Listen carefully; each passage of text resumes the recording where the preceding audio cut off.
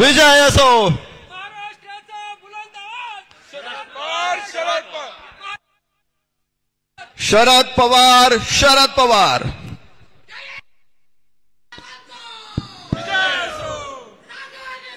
आपल्या पक्षाचे ज्येष्ठ नेते अनिल बाबू देशमुख साहेब, जिल्हा अध्यक्ष जगन्नाथ शेवाळे साहेब, आपले लोकप्रिय खासदार माननीय डॉक्टर अमोल कोल्हेजी, महिला राष्ट्रवादीच्या महाराष्ट्र प्रदेशच्या अध्यक्षा रोहिणीताई खडसे, आपल्या सर्वांचे लाडके देवदत्त निकम, यशवंतराव गोसावी, स्वप्नील गायकवाड, बाळासाहेब बानखेले, अनंतराव चौगुले, नागेश फाटे, नूतन पक्षप्रवेश ज्यांचा झाला ते सदानंद शेवाळे, भारतीताई शेवाळे, शेखर घुले, मिलिंद बारवे पाटील, दोंडी भाऊ भोर, पूजाताई वळसे पाटील, दामू अण्णा घोडे, शंकर बाबुळकर, दिलीप बोराडे, डी.बी. बोराडे, हरीश खामकर, गणेश यादव, सर्वच व्यासपीठावरील मान्यवर, कुमार नाणेकर, शंकर पिंगळे, राजश्रीताई निकम, संजय बडेकर, अविनाश पोकळे, उपस्थित सर्व पत्रकार बंधू आणि भगिनींनो, आपल्या सर्वांना बरंच मार्गदर्शन मगासपासून झालेलं आहे. मी जास्त वेळ आपला घेणार नाही. महाराष्ट्रामध्ये येणाऱ्या विधानसभेसाठी लोकांचं जागरण करण्यासाठी, महायुतीचे काळे कारनामे लोकांच्या समोर मांडण्यासाठी आणि छत्रपती शिवाजी महाराजांच्या स्वप्नातलं रयतेचं राज्य भविष्य काळात आम्ही करू हा विश्वास महाराष्ट्रातल्या जनतेत निर्माण करण्यासाठी ही शिवस्वराज्य यात्रा आपण सुरू केलेली आहे. जुन्नरहून सुरू झाली आणि 9 ऑगस्ट या क्रांती दिनाच्या दिवशी आणि आदिवासी दिनाच्या दिवशी आपण ही मुद्दामून यात्रा सुरू केलेली आहे. आज योगायोगाने मला वाटतं नागपंचमी पण आहे. त्यामुळं देवदत्त निकम यांचा विरोध होता की नागपंचमीला येऊ नका, पण क्रांती दिन आणि आदिवासी दिनानिमित्ताने याच, पण त्याचा परिणाम होईल असं त्यांनी मला आधीच सांगितलेलं. तरी देखील आपण मोठ्या संख्येनं उपस्थित राहिलेले सर्व मान्यवर आणि बंधू या ठिकाणी मोठ्या प्रमाणात लोकसभेत आपण विजयी आपल्या उमेदवारांना करू शकला. आपण ज्या पद्धतीनं डॉक्टर अमोल कोल्हेंना या लोकसभा मतदारसंघात विजयी केलं त्याबद्दल पहिल्यांदा तुमचे हार्दिक अभिनंदन करेन. पवार साहेबांचा उमेदवार आणि डॉक्टर अमोल कोल्हे संसद रत्न म्हणून त्यांनी जी कामगिरी संसदेत केली त्याचं कौतुक करून त्यांच्या मागे प्रोत्साहनाची थाप मारणारे तुम्ही सगळे आहात. देशाच्या राजकारणामध्ये बराच बदल लोकसभेनंतर झाला. 400च्या पार जाणारा वारू 240 मध्येच अडकला आणि अडखळलेल्या वारूला 2 नवीन टेकू घ्यावे लागले. नितीश कुमार आणि चंद्रबाबू नायडू, ज्यांनी आयुष्यात 5 वर्षे एकाच्या बरोबर कधी काढलेली नाही. त्यामुळे हे सरकार कधी खाली येईल याचा नेम नाही. आणि म्हणून आता एक कल्ली पडेल तसं वागणारं सरकार आता मर्यादेत वागायला लागले. आता मोदी सरकार राहिलेलं नाही, आता एनडीए सरकार म्हणून त्याचा उल्लेख करावा लागतो. संसदेमध्ये अर्थसंकल्प मांडला तर देशाच्या इतिहासात कधी झालं नाही. भारत हे संघराज्य आहे आणि संघराज्यात सर्वांना वित्त आयोगाच्या घालून दिलेल्या फॉर्म्युलाप्रमाणे पैशाचं वाटप, गोळा केलेल्या करांचं वाटप होतं. पण त्याऐवजी भारत सरकारने हा कायदा, नियम, संकेत मोडले, पायदळी तुडवले आणि पाठिंबा दिलाय म्हणून बिहारला, पाठिंबा दिलाय म्हणून आंध्र प्रदेशला मर्यादा सोडून प्रचंड निधी देण्याचं आश्वासन अर्थसंकल्पात दिलं. महाराष्ट्राच्या तोंडाला पानं पुसली वगैरे हे भार आहे. महाराष्ट्राच्या उपमुख्यमंत्र्यांना जाहीर सांगावं लागलं की अहो मिळालेत ना, असं का बोलताय, 7,500 कोटी आपल्याला मिळाले. त्याचा तपशील त्यांनी दिला. 56,000 कोटी रुपये बिहारला गेले आणि महाराष्ट्राला चालू असणाऱ्या प्रकल्पावर ऑटोमॅटिक जे प्रोव्हिजन करावी लागते ती प्रोव्हिजन केली. असे 7,000-7,500 कोटी रुपये काही लाख कोटी रुपयाच्या भारताच्या अर्थसंकल्पातनं महाराष्ट्राला मिळाले. महाराष्ट्रावर अन्याय करण्याचं काम हे आज नाही, मागची अनेक वर्ष करतायत. आमच्या अनिल बाबू देशमुखांनी तुम्हाला सांगितलं कसे प्रकल्प बाहेर गेले. बाहेर प्रकल्प गेले म्हणजे काय, आमच्या आंबेगावच्या आमच्या मंचरच्या युवकांच्या हाताला काम मिळालं असतं, ते मिळालं नाही. फॉक्सकॉनचा प्रकल्प तळेगावला आला असता 1.5 लाख लोकांना हाताला काम मिळालं असतं, संसार उभे राहिले असते. आमची जी संधी यांनी घालवली. एअरबसचा प्रकल्प गुजरातला गेला, आमची ती हजारो मुलांना काम मिळायची संधी घालवली. असे अनेक प्रकल्प आहेत. बल्क ड्रग पार्कचा प्रकल्प येणार होता, दुसरे प्रकल्प वेगळ्या देशात आले पण आमच्या राज्यात आले, आमच्या महाराष्ट्रात आला नाही, आमची संधी गेली. मी अशी मोठी यादी तुम्हाला सांगेन की ज्यामुळं महाराष्ट्रातल्या तरुणांच्यावर प्रचंड प्रचंड असा अन्याय मोदी आणि शहांच्या दिल्लीच्या सरकारने केला. आणि दिल्लीच्या दरबारात 8व्या आणि 10व्या लाईनवर जाऊन बसलेले आमचे सरदार खाली माना घालून ते म्हणतील त्याला हो म्हणायचं पाप करतायत. हाच महाराष्ट्राच्या दृष्टीने त्यांनी केलेला महाराष्ट्र द्रोह आहे असं आमचं मत आहे. एकाची हिंमत होत नाही आवाज उठवायला की का आमच्या राज्याला आमचा प्रकल्प घेऊन चाललाय. एकही आवाज उठवत नाही. मुख्यमंत्री आणि 2 उपमुख्यमंत्री असताना आज कांद्यासाठी दिल्लीच्या विरोधी बोलायच्या ऐवजी नाशिकात जाऊन माफी मागायची वेळ आली. कांदा उत्पादकांची बाजू घ्यायला दिल्लीला जाऊन बोला. तुम्ही खुमडच्या तुमच्या टिकवण्यासाठी 10 वेळा रात्रभरात दिल्लीला प्रवास करता, पण तुम्हाला कांदा उत्पादकांच्यासाठी तोंड उघडण्यासाठी लोकसभेत आणि मंत्रिमंडळ आणि पंतप्रधानांच्या समोर वेळ मिळाला नाही. गुजरातचा कांदा निर्यातीला परवानगी आधी मिळते, पण महाराष्ट्र हे देशातलं सगळ्यात मोठा कांदा निर्मितीचा क्षेत्र असल्यामुळं, महाराष्ट्र राज्य असल्यामुळं आम्हाला ती पहिल्यांदा परवानगी मिळाली होती, पाहिजे होती, पण ती दिली नाही. 40% निर्यात शुल्क लावलं. आमचा कांदा पाकिस्तानपेक्षा महाग झाला, कोणी घेईना झालंय.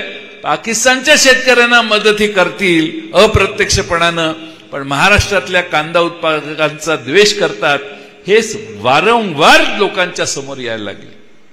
आज कांदा उत्पादकांच्या क्षेत्रात जाऊन तुम्ही कांदा उत्पादकांची माफी मागताय सगळ्या कांदा काढून झाल्यावर. ज्यावेळी कांदा विकायची वेळ होती त्यावेळी तुम्ही कुठं गेलेला. कापसाची पण तीच परिस्थिती आहे. सोयाबीनच्या शेतकरी अडचणीत आला, अतिवृष्टीनं त्याच्यावर प्रचंड मोठं अरिष्ट आलं. केळी उत्पादकांचा आणि संत्रा उत्पादकांचा माल बांगलादेशमध्ये जात नव्हता.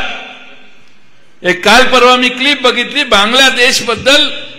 13 साली का 12 साली पंतप्रधान नरेंद्र मोदी तेव्हा राज्याचे त्या मुख्यमंत्री होते, ते म्हटले बांग्लादेश में जो चल रहा है उसके ऊपर इनका कुछ नियंत्रण नहीं है केंद्र सरकार का, केंद्र सरकार सिर्फ देख रही है. आज क्या हो रहा है, बांग्लादेश की तरफ ही आप सिर्फ देख रहे हैं. वो शेख हसीना बिचारी उधर से भाग गई तो भी आप कुछ नहीं कर पाए. प्रत्येक गोष्टीचा एक वेगळा असा विषय करून 2014 साली देशाला संभ्रमित केलं. 10 वर्षाच्या अनुभवाने देशाने निकाल घेतला. या देशाची घटना बदलणाऱ्यांना बाजूला करूया म्हणून. थोडा बहुत तिकडं तिकडं झालं असतं तर देशाची घटना बदलायला निघालेल्या लोकांना सत्तेपासून बाहेर जावं लागलं असतं. अनेक लोक आम्हाला विचारतात ही लोक तुमच्या पक्षात येणार का, पक्षात येणार का. मी अनेकांना सांगतो जोपर्यंत ईडीची छडी अमित शहाच्या हातात आहे तोपर्यंत ही कुणी येऊ शकणार नाही. ज्या दिवशी नरेंद्र मोदी आणि ईडीची छडी असणारे अमित शहा बाजूला जातील त्या दिवशी अमोल कोल्हेंनाच फोन येईल, जाऊ दे ना, मागचं सोडव, विसरून जावा. पण नाही, विसरायचं नाही हा भाग पुढचा, पण अशी रिक्वेस्ट येईल त्यांना.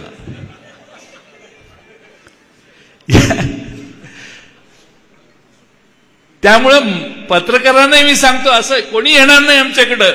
ज्यांच्यावर केसेस आहेत, जे संकटात आहेत, त्यातल्या कुणाची टाप नाही आमच्याकडे येण्याची. इकडे यायला मर्दाचं काळीज लागतं, इकडून उभा राहायला मर्दाचं काळीज लागतं, इथून संघर्ष करायला आपल्या सगळ्यांना ताकद लागते. आम्ही सगळ्यांनी ठरवले, असे असंख्य सहकारी आहेत. तुम्ही फार काळजी करू नका. महाराष्ट्रात महाविकास आघाडीचं सरकार येणार आहे, यात काही माझ्या मनात शंका नाही. महाराष्ट्रातली जनता एवढी हुशार आहे की नवे नवे नवे चेहरे आता हुडकायला लागलेले. तुम्ही तुमच्या मतदारसंघात नवा चेहरा हुडकलेला आहे. आणि असे महाराष्ट्राच्या विधानसभेत तुम्ही गेल्यावर 2024ला महाराष्ट्राच्या विधानसभेच्या जवळ येऊन उभं राहाल, गॅलरीत येऊन बघा, 70% चेहरे महाराष्ट्राच्या विधानसभेतले पुढच्या वेळी नवीन दिसतील. अनेकांचा सुपडा साहेब महाराष्ट्रातल्या राजकारणात फसवाफसवी करणाऱ्यांचा झाल्याशिवाय राहणार नाही. आज आम्ही यात्रेनं आपल्या दारात आलोय. अनेक प्रश्न महाराष्ट्राच्या समोर जटिल झालेले आहेत. महागाई प्रचंड वाढलेली आहे. महाग झालेल्या वस्तूंवर टॅक्स प्रचंड ह्यांनी वाढवलेला आहे. शेतकऱ्यांच्या सगळ्या अवजारांच्यावर ह्यांनी टॅक्स लावलेला आहे. प्रचंड मोठ्या प्रमाणात औषधाच्या किमती वाढलेल्या आहेत. 5 लाखाचं कार्ड देतो म्हणत होते मोदी साहेब, गॅरंटी म्हणून. कुठल्याही हॉस्पिटलमध्ये ते कार्ड घेऊन गेलं तर ते म्हणतो, कार्ड घेऊन आलाय तू बाहेर हो. असली यांची गॅरंटी. आणि त्यामुळं काही खरं नाही. आता हे पैसे वाटायचं सध्या चाललंय. आमच्या लाडक्या सगळ्या भगिनींना मी सांगेन, तुम्ही काही चिंता करू नका. आता मिळतंय ते घ्या, काय आमचं काय कोणाला विरोध नाही. पण सरकारी फतवे निघायला लागलेत. फायलीवर अधिकारी लिहायला लागलेत वित्त विभागाचे की पुन्हा फायली पाठवू नका, आता सगळे पैसे एकाच योजनेसाठी द्यावे लागत आहेत, त्यामुळे कुठल्याही नवा प्रस्ताव पाठवू नका, असं वित्त अधिकारी, वित्त खात्याचे सचिव लिहायला लागलेले आहेत. वित्त खात्याचाही यांना विरोध होता, पण ठीक आहे, जाहीर केलं. मी महाराष्ट्रातल्या जनतेला महाविकास आघाडीच्या वतीने हे आश्वासित करेन की आमचं सरकार येईल त्यावेळी आम्ही ह्याच्यापेक्षा चांगली सेवा आमच्या लाडक्या बहिणींची करू. लाडक्या बहिणींनी चिंताच करायची गरज नाही. तुम्हाला वाटेल की हे निवडणुकीसाठी होतं, आम्ही अतिशय सक्षमपणानं तुमच्यासाठी नव्या व्यवस्था त्याच वेगानं आणि त्याच्यापेक्षा जास्त ताकदीनं उभ्या केल्याशिवाय राहणार नाही, एवढं माझ्या सगळ्या आमच्या लाडक्या बहिणींना आव्हान आहे. पण लोकसभेच्या आधी तुम्ही लाडक्या होता का ह्याचं जरा चिंतन करा. कोण लाडकं नव्हतं यार? लोकसभेच्या निवडणुकीच्या आधी लाडका हा विषयच नव्हता. लोकसभेच्या निवडणुकीच्या नंतर महाराष्ट्रामध्ये लाडक्या बहिणी झाल्या, लाडके भाऊ झाले. आता एक योजना मला गुप्त कळलेलं आहे, लाडका जावई नावाची पण एक योजना येणार आहे. हे सगळं कशासाठी? लाडक्या खुर्चीसाठी. ती खुर्ची जाणार आहे हे दिसायला लागले. उशिरा सुचलेलं शहाणपण महाराष्ट्रातल्या जनतेला कळलेलं आहे. तुम्ही कुठलाही रंग वापरा, महाराष्ट्रातली जनता तुम्हाला पूर्ण पूर्ण पूर्ण गाडल्याशिवाय राहणार नाही असा मला विश्वास आहे. वेळ बराच झालाय, अजून 2 सभा आहेत. आपण देवदत्त निकम साहेब मला इथे येण्याची संधी दिली. हुतात्मा बाबू गेनूंच्या स्मारकात जाऊन त्यांच्या समोर वंदन करण्याची संधी म्हणतोय मी. आणि म्हणून छत्रपती शिवाजी महाराजांच्या शिवनेरीच्या जन्मस्थानी पहिल्या पायरीला वंदन करून आमची ही शिवस्वराज्य यात्रा सुरू झालेली. डॉक्टर अमोल कोल्हेंनीच मागच्या वेळची शिवस्वराज्य यात्रा केली. त्यावेळी लोक म्हटली राष्ट्रवादीचे 20-22च येतील हो आमदार, हे काय काढतात यात्रा. 20-22 नाही, आमचे 54 आले. आता नवी यात्रा सुरू झालेली आहे, पार्ट 2. पार्ट 1 पेक्षा शेवाळे साहेब पार्ट 2 मोठा आहे. तुम्ही आलेलाच आहात. त्यामुळं असे सगळे मावळे एकत्रित येऊन पार्ट 2 मध्ये 54चे 80 आमदार करतील, हा मला महाराष्ट्रात विश्वास आहे. महाराष्ट्र वाट बघतोय तो विधानसभेची. शिवसेनेच्या जागा भरपूर येतील, काँग्रेसच्या जागा भरपूर येतील, आमच्याही जागा भरपूर येतील. आमची बेरीज 175च्या दरम्यान किंवा त्याच्या पुढे झाल्याशिवाय राहणार नाही. एवढी महाराष्ट्रातली परिस्थिती बदललेली आहे. लोकसभेच्या आधी कोणी विश्वासच ठेवत नव्हता आमच्यावर. पण पडतंय म्हटल्यावर जी माणसं आता बाहेर यायला लागलेली आहेत. लोकसभेच्या आधी इथं आलेलो त्यावेळी मला माहित होतं देवदत्त निकम काय होतं ते. पण पडू शकतं. लोकभावना यांच्याच बरोबर आहे ही महाराष्ट्रातल्या जनतेला खात्री पटलेली आहे. त्यामुळे पुढचा पाडा मोठा होणार आहे. आणि म्हणून सगळे तिन्ही मिळून 100च्या आत नाही आले तर माझं नाव तुम्ही बदला पाहिजे. 80-90 ह्याच्या आतच तिन्हीची बेरीज, एकाची नाही तिन्हीची. आपण सर्व ताकदीनं देवदत्त निकम तुम्हा सर्वांना पुढे येऊन काम करतायत, उत्साहाने काम करतायत. अनेक चांगले आदर्श त्यांनी त्यांच्या कारकिर्दीत निर्माण केलेत. आणि म्हणून या नव्या चेहऱ्याला आपल्या सगळ्यांचा आशीर्वाद असावा एवढीच विनंती करतो आणि माझे 2 शब्द पूर्ण करतो. धन्यवाद. धन्यवाद पाटील साहेब. आणि यानंतर सर्वांना विनंती राहील की पिंपळगाव फाट्यावरती राष्ट्रवादी काँग्रेस पक्ष शरद